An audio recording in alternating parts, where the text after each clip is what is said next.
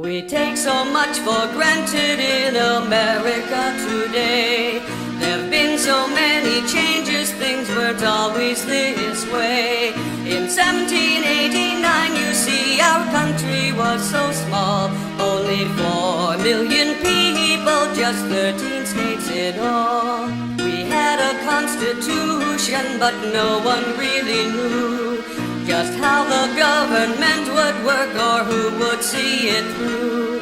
The man who was chosen to be president first came from Virginia, the place of his birth.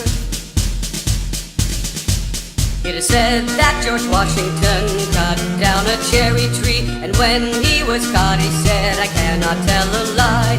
It was this kind of honesty and courage that stayed with him to help guide America until the day he died.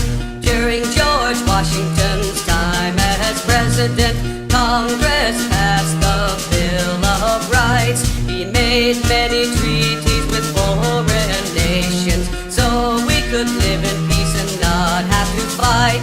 He fought against the French when they threatened the colonies. He tried his best to protect his home. He once surrendered to superior forces, but he did his duty the best way known.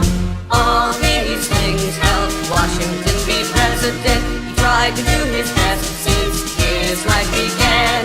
We all should follow Washington's example.